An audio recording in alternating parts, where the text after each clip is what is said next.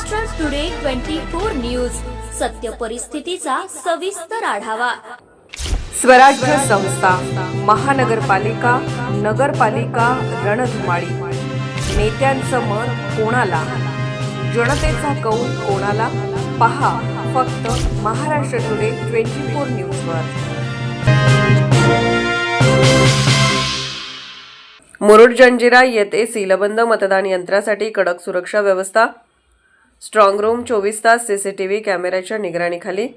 2 डिसेंबर रोजी मुरुड जंजिरा नगर परिषदेच्या निवडणुकीसाठी मतदान झाल्यानंतर सीलबंद यंत्रे एका स्ट्रॉंग रूममध्ये ठेवण्यात आली होती। सीलबंद मतदान यंत्रासाठी कडक सुरक्षा व्यवस्था करण्यात आली आहे। तहसीलदार कार्यालयातील कर्मचाऱ्यांनी निवडणूक अधिकारी आदेश डफेल, सहाय्यक निवडणूक अधिकारी सचिन बचाव आणि पोलीस निरीक्षक परशुराम कांबळी आणि उमेदवारांच्या उपस्थितीत ईव्हीएम मशीन एका मोठ्या बॉक्समध्ये बंद करून कडक पोलीस बंदोबस्तात तहसीलदार कार्यालयाच्या स्ट्रॉंग रूममध्ये ठेवल्या आणि स्ट्रॉंग रूम देखील सील करण्यात आला। आता संपूर्ण परिसर सीसीटीव्ही कॅमेऱ्याच्या 24 तास देखरेखीखाली आहे।